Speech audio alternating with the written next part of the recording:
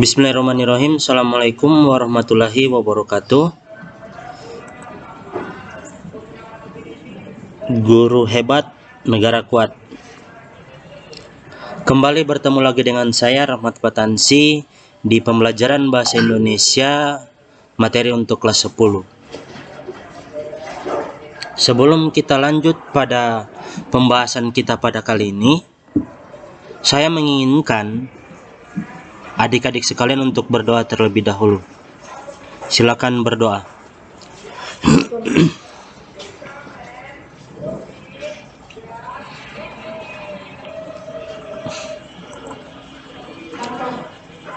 Lanjut ya.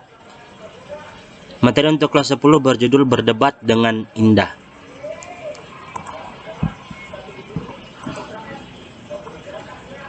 Debat adalah aktivitas untuk membahas sesuatu dan mempertahankan pendapat. Itu adalah debat ya. Itu tujuan dari debat ataupun pengertian dari debat itu, aktivitas debat itu adalah sebuah aktivitas untuk membahas tentang sesuatu hal yang menjadi permasalahan dalam debat, dalam kegiatan tersebut atau debat tersebut, dan juga mempertahankan pendapat masing-masing tim ya. Debat itu terdiri dari dua bagian, pro dan kontra. Orang yang pro itu artinya kelompok yang mendukung, dan kontra itu adalah kelompok yang menentang.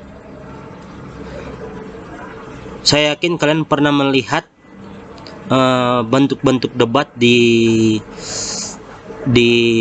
TV, di stasiun TV ataupun di YouTube. Mungkin kalian pernah lihat, ataupun mungkin kalian sudah pernah melaksanakan debat pada tingkatan SMP ataupun MTS. Jadi yang pertama, memahami isi debat.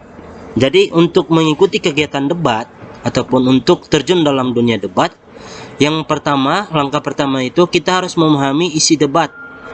Apa sih isi dari debat tersebut? Nah, isi itu adalah sesuatu yang akan dibahas dalam debat nanti.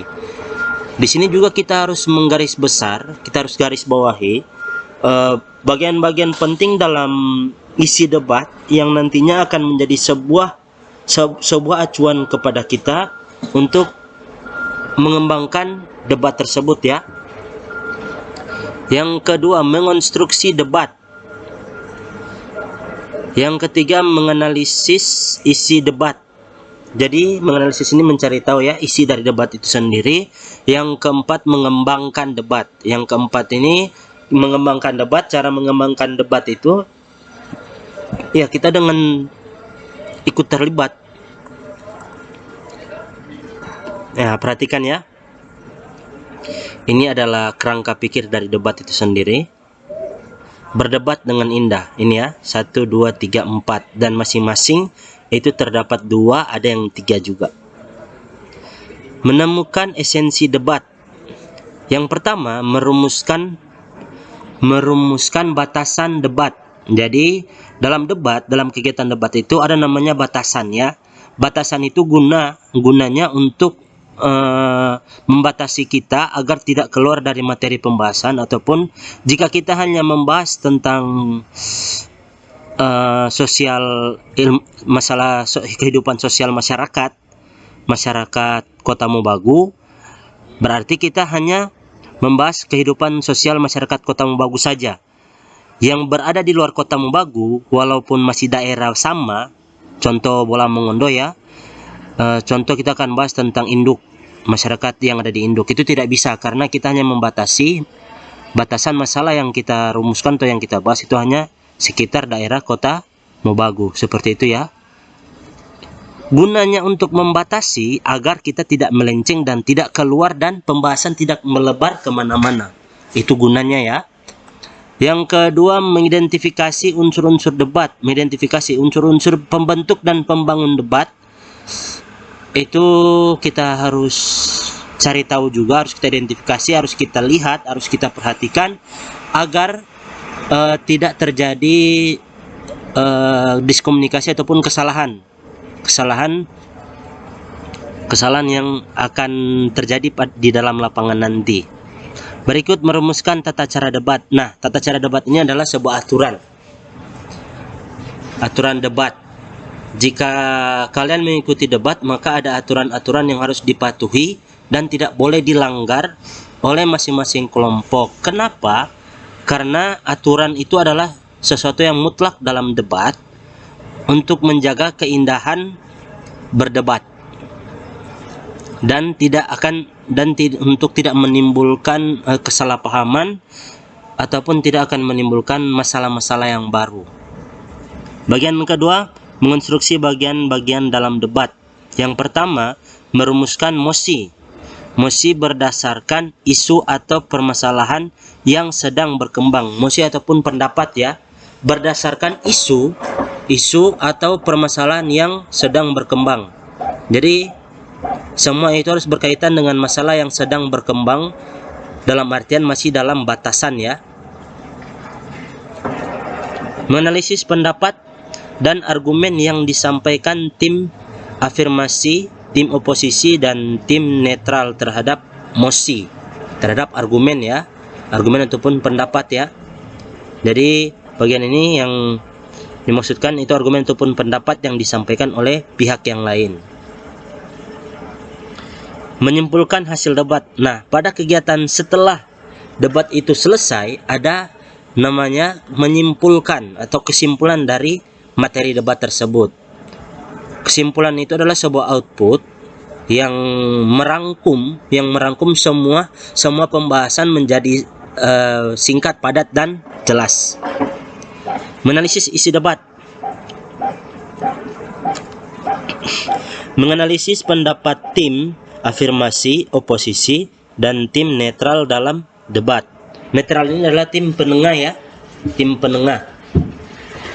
Jadi dia tidak memihak ke afirmasi ataupun tim oposisi ataupun yang dikenal dengan pro dan kontra ya. Mengidentifikasi ragam bahasa debat. Ragam bahasa debat secara garis besar ataupun secara umumnya, bahasa debat itu ataupun debat itu sendiri menggunakan bahasa yang formal, artinya bahasa baku ya, bahasa Indonesia yang baik dan benar sesuai dengan kaidah bahasa Indonesia. Jadi kita dalam kegiatan debat penting bagi kita untuk menggunakan bahasa Indonesia yang baik dan benar. Berikut berlatih praktik debat. Menyusun mosi dari permasalahan aktual. Aktual itu artinya terbaru ataupun terpercaya ya. Jadi aktual, terbaru, terpercaya, termutakhir, terkini. Artinya informasi yang masih baru. Yang berikut menyusun pendapat untuk mendukung atau menolak mosi. Nah, ketika kita menolak sebuah pernyataan atau pendapat ataupun argumen, kita harus menyusun sebuah mosi ya, sebuah pendapat kita untuk menolak hal tersebut. Nah, cara kita menolak juga harus sopan, harus didukung dengan materi-materi yang ada, contoh seperti bukti ataupun fakta-fakta yang ada yang dapat memperkuat alasan kita untuk menolak hal tersebut. Dimengerti ya? Yang berikut melaksanakan debat sesuai dengan peran yang ditetapkan. Lagi-lagi kita kembali pada bagian ini ya, merumuskan tata cara debat ya, itu aturan debat. Berikut penyerapan kosakata bahasa asing, bukti ketidakmampuan bahasa Indonesia dalam interaksi dengan bahasa lain. Ini adalah contohnya, contoh judul debat ya. Ini moderator, ini adalah yang disampaikan oleh moderator itu. Guna dari moderator itu untuk mengatur dan memimpin jalannya debat. Itu guna dari moderator ya. Jadi semua pusat itu dititikkan kepada moderator yang menjadi pusat ya.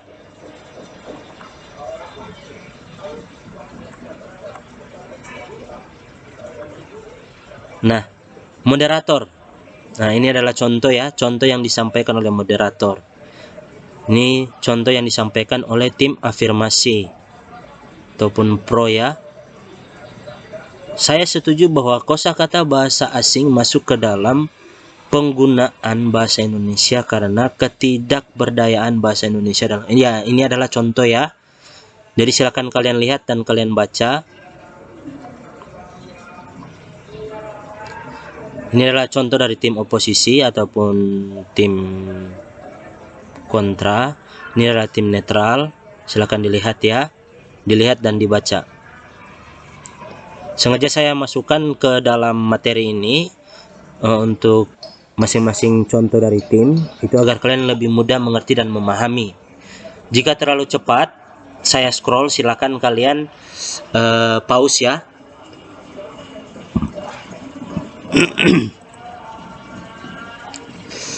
Ciri-ciri debat itu ada 10 ya. Yang pertama, terdapat dua sudut pandang, yaitu afirmatif, pihak yang menyetujui topik itu pro ya, dan negatif, pihak yang tidak menyetujui topik yaitu kontra. Itu dua ciri-ciri debat. Itu terdapat dua kelompok itu ya, kelompok pro dan kelompok kontra. Yang kedua, adanya suatu proses saling mempertahankan pendapat antara kedua belah pihak. Jadi debat itu adalah satu proses mempertahankan pendapat. Jadi beda ya, debat dan saling membantah itu beda. Kalau saling membantah satu sama lain itu kalau menurut saya itu bukan sebuah debat, itu hanya sebuah kegiatan yang sama-sama mempertahankan ego masing-masing yang tidak terarah ataupun tidak tertata dengan baik. Tapi jika debat itu adalah proses untuk mempertahankan kedua belah pihak, pendapat masing-masing dari kedua belah pihak, baik pendapat perorangan ataupun pendapat per kelompok, itu harus dipertahankan. Karena dalam debat itu ada namanya argumentasi ataupun sesuatu yang dapat dipercaya dan dapat mendukung argumen yang kita kemukakan ataupun pendapat yang kita kemukakan.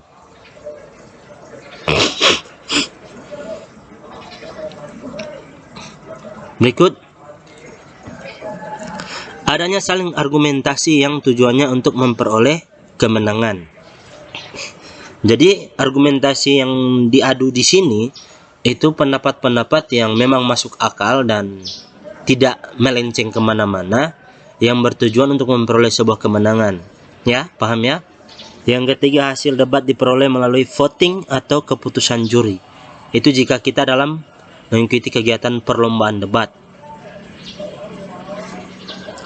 Yang menjadi nilai, yang menjadi penilaian dalam debat biasanya itu tentang penggunaan bahasa kita.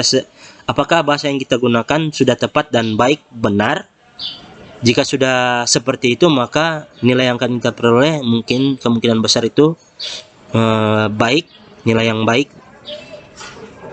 Terus cara kita mempertahankan argumen dan hal-hal yang mendukung argumen kita, paham ya? Ataupun pendapat-pendapat ilmuwan lainnya. Berikut sesi tanya jawab bersifat terbatas dan bertujuan untuk menjatuhkan pihak lawan. Jadi ini dibatasi karena di sini bertujuan untuk menjatuhkan pihak lawan ya. Tapi di sini prosesnya bukan saling menjatuhkan, tapi saling mempertahankan pendapat dan memberikan pertanyaan-pertanyaan kepada lawan, baik pro ataupun kontra, yang menjadi lawan pada kelompok tersebut, yang bertujuan di sini untuk menjatuhkan akan tetapi ini hanya terjadi dalam debat ya. Adanya pihak yang berperan sebagai penengah yang biasanya dilakukan oleh moderator. Nah, itu fungsi dari moderator ya. Etika debat. Etika itu artinya aturan yang menjadi dasar untuk debat itu sendiri agar berjalan dengan baik. Etika artinya sesuatu yang baik, yang benar, yang sesuai, yang tertib, yang tertata, yang teratur. Itu ya etika ya. Dalam berdebat harus diperhatikan beberapa etika, yaitu nah ini ya, ini adalah pecahan dari bagian ke-7. Berpikir logis dan memiliki pengetahuan yang mendukung permasalahan yang dibahas dalam debat. Mampu berbahasa dengan baik, benar, dan komunikatif, serta tanggapan terhadap respon yang diterima. Dilarang menyangkut pautkan pembahasan dengan sara. Itu tidak boleh ya. Lanjut. Cara dalam merumuskan debat, yaitu peserta yang akan mengikuti debat hendaknya menguasai materi yang akan diperdebatkan. Kumpulkan materi sebanyak mungkin, bahkan melakukan riset jika diperlukan. Ini ya cara merumuskan debat. Silakan dilihat dan dibaca ya.